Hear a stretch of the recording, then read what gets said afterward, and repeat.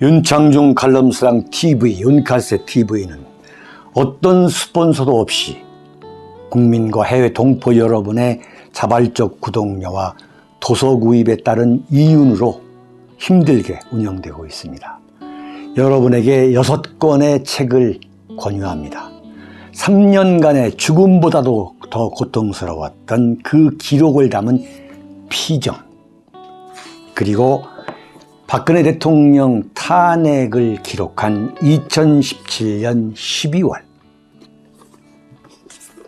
운명, 문재인 정권의 피비린내 나는 정치 보복을 상세히 기록한 칼춤과 부활, 박근혜 대통령의 탄핵이 과연 정당했는가, 유승민의 배신의 정치가 정당했는가를 물으면서 제가 대구에 내려가서 쓴 깃발, 이렇게 6권의 책을 권유합니다. 여러분이 윤칼세 TV를 유지시켜 주시기 바랍니다. 왜 윤석열의 한덕수 카드 진짜 이유는 무엇입니까? 자, 제가 어떤 무슨 막연한 추측을 한다던가, 예컨대 윤석열 당선인이 들었을 때, 야, 이건 너무 억울해, 말도 안 되는 그야말로 인격살인이야. 저는 요만큼도 그렇지 않아요. 명백한 증거를 얘기한 거예요. 증거와 자료를 바탕으로, 여기에 저의 40년 정치부 기자의 경험을 바탕으로 내가 얘기를 하는 거예요. 그러니까 이건 적중하지 않을 수가 없는 거예요. 자, 그랬죠? 윤석열은 김대중, 노무현, 문재인의 정신을 이어받는 제4기 정권이다. 그 중에서도 윤석열은 누구보다도 노무현을 자신의 정신적 멘토로 삼고 있다. 자기 부인 김건희 여사가 우리는 원래 좌파야. 자, 좌파인데 김대중과 노무현 중에 누구를 더 자신의 정신적 멘토로 생각하면서 살아왔느냐. 윤석열이가 SBS 집사부 일체에 출연했을 때 작년 9월에 제가 분명히 얘기했어요. 노무현의 아바타다. 김대중과 노무현의 아바타인데 그 중에서도 노무현을 더 존경한다. 그렇지 않다면 이른바 SBS라고 하는 공중파에 나와가지고, 내가 대구지검에 근무할 때 노무현 대통령이 돌아가셨는데 그때 이 노래 많이 불었다, 이른바 이승철의 그런 사람 또 없습니다 라고 하는 그 이른바 애창곡, 18번 애창곡이 노무현 찬가라고 그 누구도 얘기할 수 없는 거예요.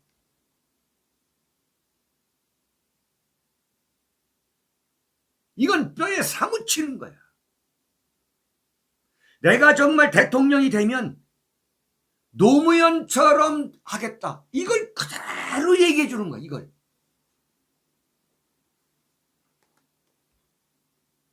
네? 그런데 바로 여기서 설명이 가능해집니다. 왜 윤석열은 이미 지금으로부터 15년 전에, 무려 15년 전, 15년 전, 10년이면 뭐 강산이 바뀐다고 했는데 무려 15년 전에 노무현 정권의 국무총리를 한 한덕수를 왜 굳이 윤석열 정권의 초대야, 그것도 왜 초대 국무총리로 지명하려고 하느냐. 설명을 해. 설명이 돼야 되는 거예요. 왜 윤석열은 청와대라고 하는 대한민국 현대 정치사의 그 요람을 다 해체시키고 왜 용산 국방부 빵카로 이전하려고 하느냐. 이거 전부 다 이념적으로 설명이 되는 거예요. 근본적으로 대한민국의 정치 권력에 대한 그야말로 뼛속 깊은 불신과 반감이 있는 좌파의 이념적 스펙트럼이 아니라면 청와대를 부실 수가 없는 거예요. 국방부를 해체할 수가 없는 거예요. 국방부를 해체하고 합참을 해체할 수가 없는 거고, 합참을 뜯어가지고 수도방위사령부에 분산 배치할 수가 없는 거예요. 이 발상 자체가. 이건 좌파라고 하는 패러다임으로 설명하지 않으면 설명이 안 되는 거예요. 좌파. 근본적으로 좌파. 상식적으로 이건 설명이 안 되는 거예요. 설명.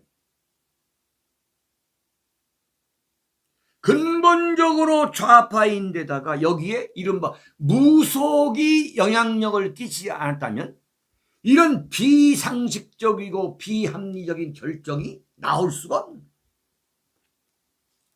설명이 딱 되는 거예요. 자, 그런데 이게 소위 말하는 윤석열 정부의 정체성을 결정짓는 국민들한테 자, 윤석열 정부가 이렇게 갈 겁니다라고 딱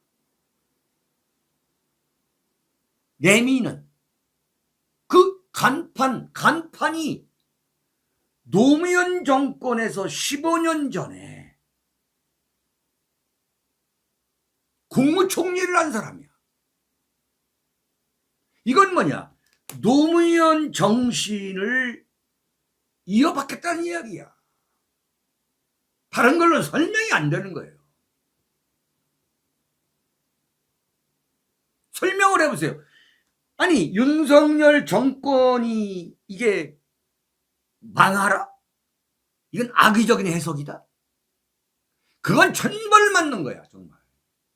그런 소리를 윤창중한테 하는 분들이 있던데 그런 사람들은 정말 천벌 맞아야 돼. 천벌 맞아야 돼. 자, 한덕수가 노무현 정권 때에 국무총리를 하면서 경제부총리, 국무총리, 처음에는 국무조정실장. 노무현 정권에 어떤 공적도 쌓지 못했어요. 만약에 노무현 정권 때에 한덕수가 굉장히 유능한 관리였다면 문재인이가 데려다가 썼을 거예요. 근데 문재인이 입장에 볼 때는 아무리 본인이 호남이라고 한덕수가 주장하지만 그거 외에는 예를 들어 처세주의자, 기회주의자. 박정희 정권 때 1970년에 이 행정고시에 패스해가지고 박정희 정권에서부터 노무현 정권에 이르기까지 어느 정권도 빼놓지 않고 승승장구 해온 제2의 고건에 불과했던 거예요. 그래서 문재인 정권에서는 거들떠보도 안 했어. 아니, 한덕수의 경우는 노무현 정권은 물론이고 이명박, 박근혜 정권에서도 무역협회장을 했어. 자, 그런 사람을 왜 불러오느냐?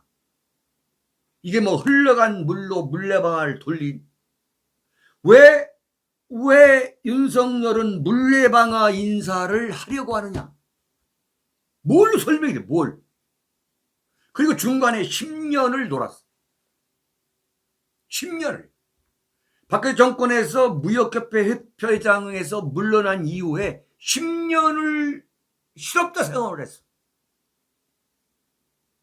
그러니까 국정 운영에 대한 흐름도 지금 알지도 못해. 네? 국정 운영에 대한 흐름도 알리지 못하고 73살이야. 이미 10년 전에 사실상 은퇴한 사람을 왜 데리고 오냐 이거야. 용산에 윤석열이가 용산에 굳이 들어가겠다고 하는 거 이거 상식적으로 납득할 수가 없는데 이것도 한덕수를 상식적으로 이게 왜 이런 사람을 쓰려고 하느냐? 이건 노무현 정신을 계승하려고 하는 정말 상식적으로 지금이 어느 세상인데 노무현 정신을 이어받겠다는 이야기냐 말이야. 그러면서 내세우는 게 국민통합이에요. 국민통합. 대한민국에서 한덕수가 누군지를 알고 한덕수를 국무총리 시켜가지고 통합한다고 그러죠. 하하, 이야, 이건 완전히 새빨간 거짓말이야. 어제 윤석열 당선인이 뭐라고 했냐면 한덕수를 지명하면서 한덕수 후보자는 정파와 무관하게 오로지 실력과 전문성을 인정받아 국정 핵심 보직을 두루 역임하신 분이라고. 내가 정치부 기자 40년을 했는데 한덕수라는 사람이 실력과 전문성에 있어서 국무총리를 2번 할 정도로 엄청난 사람이라는 그 평가를 하는 사람을 들어본 일이 없어.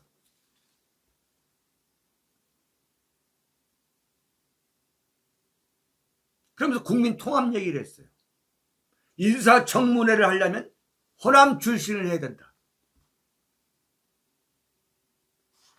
아니 민주당이 윤석열 정권이 한덕수를 국무총리 시킨다고 해서 인사청문회에서 순순히 넘어가겠냐고요. 이미 15년 전 이야기야. 15년 전에 노무현 정권의 국무총리를 했던 사람이에요. 그리고 이명박 정권 때 주민대사하고 박근혜 정권 때 무역협회 회장을 한 사람이야. 과연 이 사람을 민주당에서 인사청문회에서 봐주고 국회 인사 표결에서 통과를 시켜줄까? 말이 안 되는 얘기야. 말이 안 되는 이야기예요.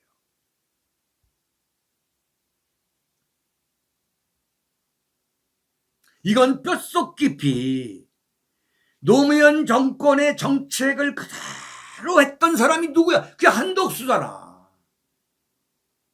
노무현 정권 때의 이른바 청와대에서 정책실장이라고 해가지고 노무현 정권의 정책을 완전히 총괄했던 사람이 누구예요? 김병준이잖아요. 김병준.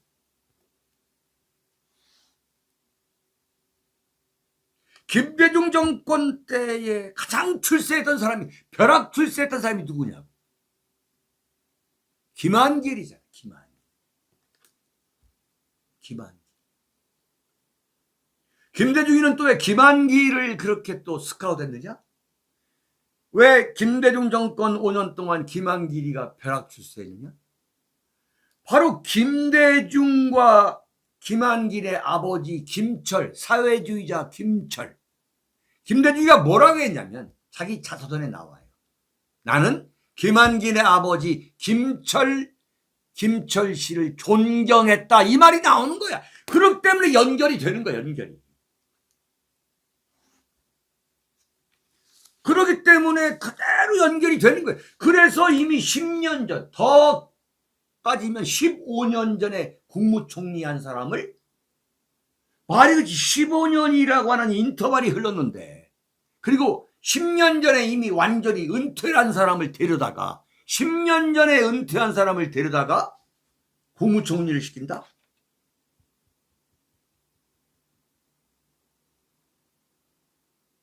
(15년) 전으로 돌아가겠다는 거지. 15년 전으로.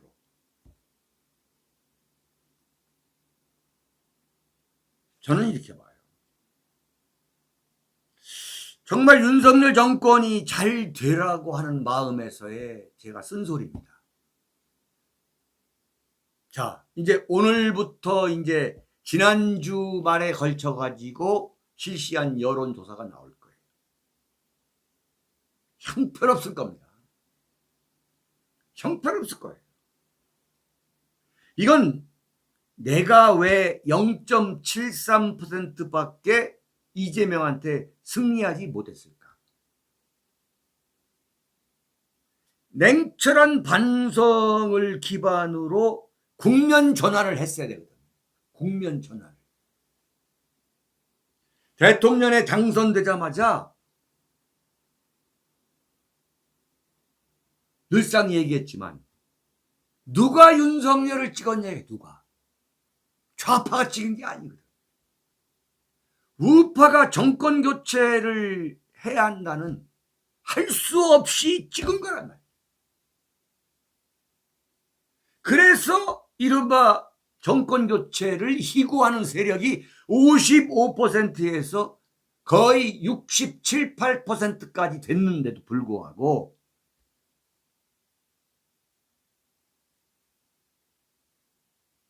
네? 그런데도 불구하고 0.73%밖에 이기지 못한 거예요. 그러면 국면 전환을 해야 되는데 대통령에 당선됐다고 완전히 오만방자해져 가지고 좌파들이 좋아하는 이른바 국민통합이라는 이름 아예 미명 아래 좌클릭을 하고 가는 거예요. 지지율 엄청나게 떨어질 겁니다.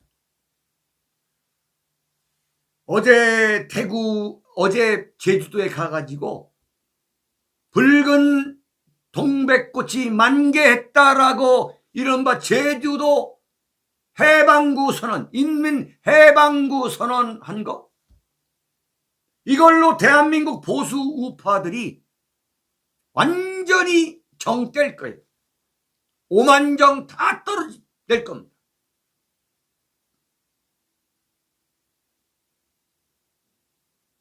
당연히 우파로 가야지. 당연히 우클릭으로 가가지고 이게 아니구나. 내가 해봤는데 이렇게 하면은 안 되겠구나 하고서 대한민국의 보수 우파, 나를 지역적으로 누가 찍었느냐. 뭐니 해도 TK에서 몰표가 나왔다. TK에서 몰표가 나왔기 때문에 당선된 거예요. 그리고 이념적으로 보수 우파가 윤석열을 찍었기 때문에 그래도 당선이 된 거예요. 그렇다면 적극적으로 우클릭을 해야지. 응?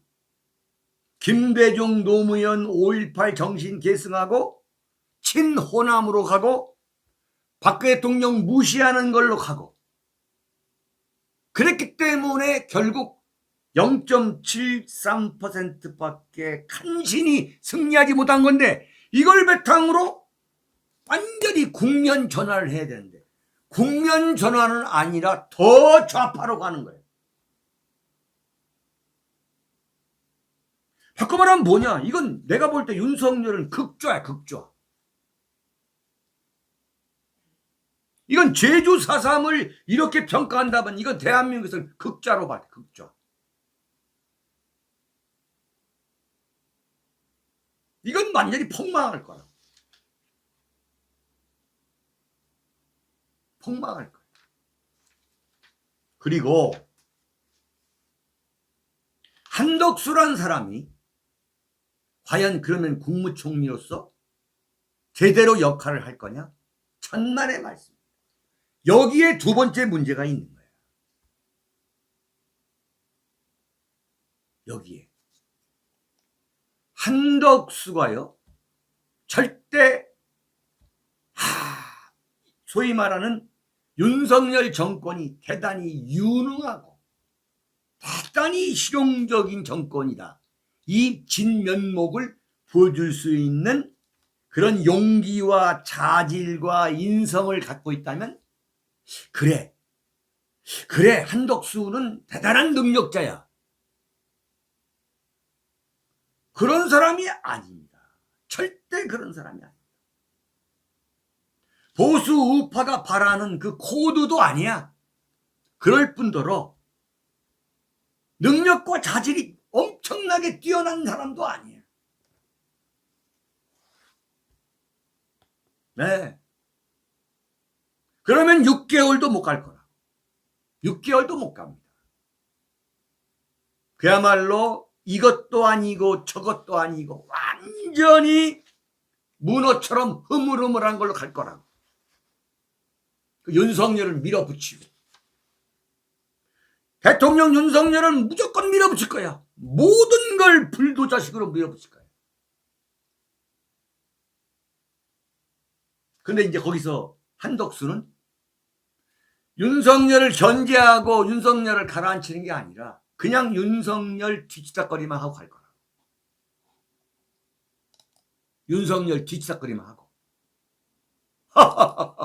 네? 잘 돼야 잘 될 수가 없어요. 어림없는 소리야.